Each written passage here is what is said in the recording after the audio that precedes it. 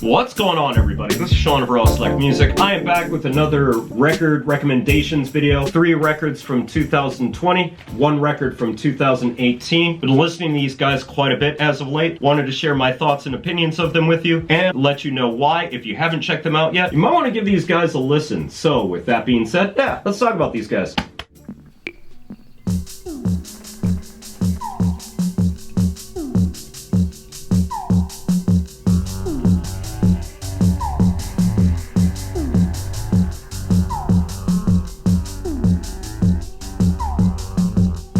Talk about the oldest record first. We have Max Graef's 2018 album Lo Siento Mucho Pero No Habla Tu Idioma. I'm sorry, but I don't speak your language. Released on Turtlet Records in 2018. I was originally on the fence about picking this up, and quite honestly, I didn't think I would ever buy it. The little bits and pieces that I had heard from it, it really seemed like Max Graef was in a direction that I wasn't sure if I was gonna enjoy, and it seemed like he was really moving away from his more standard interpretations on genres like house music, electronic music, disco, funk, jazz, and hip-hop, and really just going way off into left field and becoming completely indulgent and experimental. And while I do think some of those things are absolutely true, I gotta say, at the end of the day, after listening to this album multiple times, I really enjoy this record. It's definitely not a record that I'm going to be playing out in any DJ sets anytime soon, but there's a sort of freewheeling creativity with this record that I just haven't heard in a long time. And it really seems like Max Graef is trying to almost reinvent every single genre that he tackles on this record. And he really does tackle a lot of different music on here. Elements of juke, straight up electronic music, jazz music, a little bit of soul, hip-hop, old school electro. There's just so many different sounds and ideas going on this record that you really don't know what to expect from track to track. And it is one of those albums that is legitimately impossible to pin down. Over the 20 tracks on this record, it jumps back and forth between little song snippets to full-on tracks, but it's always constantly engaging. It's constantly stimulating, and there's an overwhelming feeling of Max Graef just being as creative as he wants to on this record, and it just makes for an incredibly fun and entertaining record to listen to. It never feels like, even if it is Max Graef indulging in a lot of his musical influences, it never feels like he's taking it too seriously. And as a result, everything on this record just feels so light and playful and just so amusing to listen to. And also in a way that never feels like he's trying to parody the music that he's trying to recreate. The one thing that I will say about this record as a criticism is there's really no connective tissue between any of the tracks on here. So you'll have a track that jumps from a sort of short and sweet melodic soundscape that switches over to this like full-on hip-hop b-boy rush, and then move to something else completely over the span of like 5 minutes. But it's that sort of unpredictability that makes it an amusing record. Simply put, there's so much to enjoy on here. Tons of tracks on here stick out to me. Tracks like Level Zero, Albania FM, Master Quest, Termina, and Burning for You are all fantastic listens. And a lot of the interlude tracks are pretty cool too,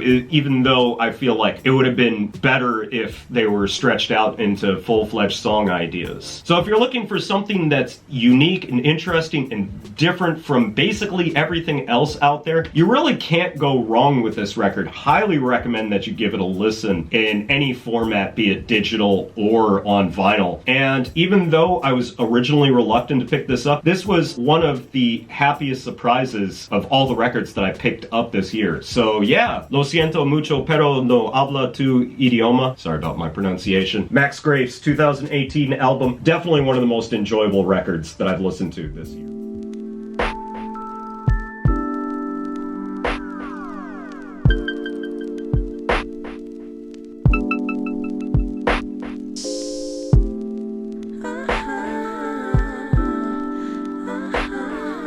2020 territory, we have Eliquent's Forever is a Pretty Long Time, released on Mellow Music Group this year. And I originally picked this up for two reasons. One, the lead-off track from this album, Social Experiment, had this really cool vibe to it, sort of soaked in this permanent nighttime atmosphere, as well as having some really funky drums, and just overall like a real tasteful and different approach to hip-hop. And two, I've always been curious about Eliquent's music, but didn't really know where to start. And based off that first track, it really piqued my interest and helped me decide to pick it up. And I'm really glad that I did. Eliquent's a fantastic beat maker. His attention to detail on his tracks and the way that he infuses electronic elements with hip-hop, neo-soul, and jazz, as well as a few other elements, and not being 100% sample focused, although bits and pieces of samples do show up here, all make for a pretty creative listen. Love the way Eliquent's drums on here sound, and specifically the one track, 1 Week, with its beat switch up, makes for a really cool switch up. And it also helps that the vocal contribution from Ali is one of the better vocal-led tracks on here. And Odyssey shows up on the second track, Guidelines, and is also another highlight, as Odyssey definitely brings a lot of his personality to the track and also has some of the most memorable lines on this record, but also fits into Eliquent's sound on this record absolutely perfectly. But that does kind of lead to my number one issue with this record, and that's just simply that a lot of the vocal and rap contributions on this record really just don't do anything for me. Guilty Simpson does his Guilty Simpson thing, and it still sounds just as elementary as it has for the last 10 to 15 years. Blue and Cicero end up turning in a pretty unremarkable set of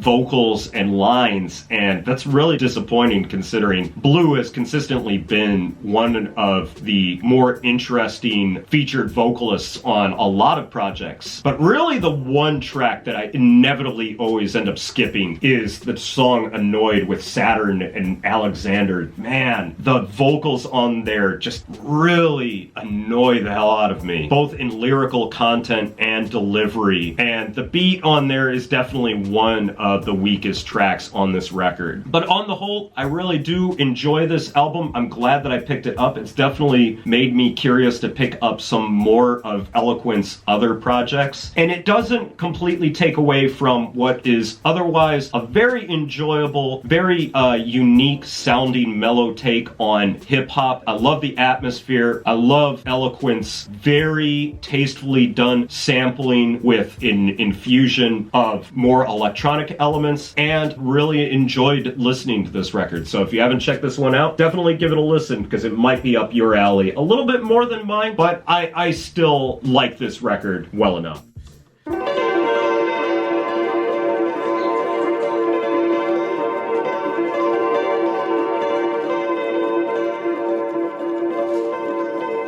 Records are two records that are gunning for my favorite records of 2020. And kicking that off, we've got Sunny Days Blue by Swarvy, released on Black Focus Records. From the moment that I heard Smile, I had a feeling that I was going to like this project. I've always been a fan of Swarvy, going all the way back to his Scotch EP from 2014, and was always hoping that he would go back to that mix of neo-soul, jazz, funk, electronic music, and hip-hop. And that's kind of what he did on this record. But I have to say, whereas that one seemed like it was more of a beat tape kind of record, this is definitely much more of a musical take on that sound. And I have to praise this record from front to back. Swarvy's songwriting is so good on top of his production. All the songs on here are so memorable and so catchy and just so engaging and enveloping. Everything about this record is one that the moment that I put it on to the last track on here is a record that I am just completely engaged and enveloped in every time that I listen to it. And while Swarvy's vocals do show up on here, Swarvy is actually a really good vocalist. There's a lot of conviction, there's a lot of emotion in not only his lyrics but his delivery. It really feels like there's a lot of conviction behind what he's singing, and it's definitely one of the more surprising elements on here. But even beyond that, the instrumentation on here, which I'm pretty sure that Swarvy plays all the instruments on here, is absolutely fantastic. The guitar, the bass, the drums, the synths, everything is done so incredibly well. And while it does really sound good, it's all just so much more melodic than I would have expected anything from him. From the opening moment of Bones, with its wistful vocals and guitar saturated atmosphere, to the absolutely beautiful, possibly favorite song of the year track Smile, to the closing atmospheric closer that is Ginger, there isn't a moment wasted on this record. And aside from the one that I'm going to talk about next, this is easily the most listened to album this year, and absolutely phenomenal. I could probably gush on for another 10 minutes about how good this record is, but I'm going to leave it there. And if you haven't checked out Swarvy's Sunny Day Blue yet, easily one of the best records of this year. It may only be 22 minutes, but this is some of the best time you will spend listening to music this year without a doubt, and definitely one of my favorite records of 2020.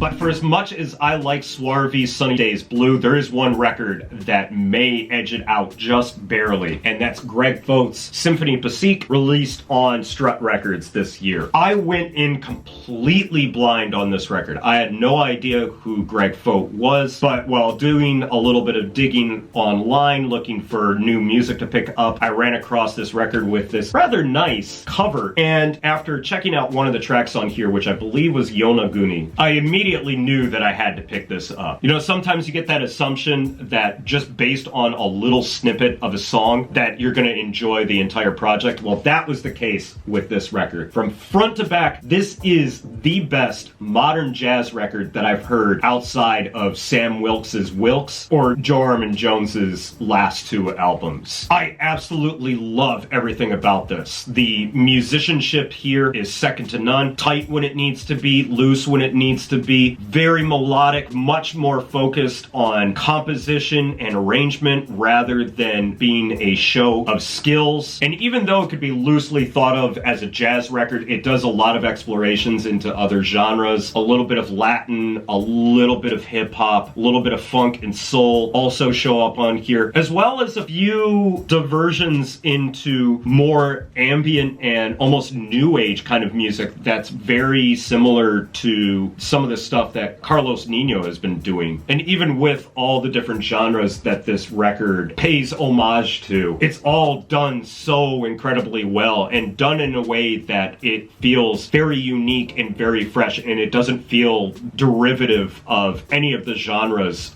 that it's taking influence from. There's just way too many highlight tracks on here to talk about them all, but some of my favorites include Symphony Pacifique. The title track on here has this beautiful swing to it. Yonaguni has this really, really cool, just pounding percussive keys and a thick, syrupy groove to it. The absolute pounding Man vs. Machine with the mix of electronic synths and hard-hitting live drums is another favorite on here. But the real highlight to me is the mood piece on side 3 that comes in 2 parts, Before and After the Storm, which is another one of the most beautiful pieces of music that I've heard this year, and no amount of me describing it is truly going to do it justice. And speaking of trying to do justice, I don't think anything else that I say about this record is really going to truly describe how great it is. Top-notch musicianship, top-notch tracks, top-notch melodies. It's catchy, it's melodic, it's emotional, it's reflective, it's funky, it's everything that I look for in music and done perfectly. There really really isn't a bad track on here, and that's why I cannot recommend it enough. Unless something else comes along and blows this out of the water, this is probably gonna be my favorite record of the year. So if you haven't checked this guy out yet, GregFoat's Symphony Pacific, you're doing yourself a grave injustice in 2020, because this is easily one of the best releases of the year. So that's gonna be it for me today, guys. Thanks as always for watching. If you've listened to any of these records, please let me know what you thought about them down in the comments. Please head over to my WordPress blog, because that's where you can check out music links to any of the records that I talk about on this channel. Please head over to my Mixcloud, where you can check out Raw Select Radio, the audio component of this YouTube channel, and make sure you stop by this channel on Sundays at 8 p.m. Japan time for Live from the Record Room. There you can hear me play records like the ones that I talk about on this channel, as well as some of the records that I don't get a chance to talk about. Links to everything, as always, down in the description. So that's going to be it for me today, guys. Thanks as always for watching, and I will catch you in the next video. So until then,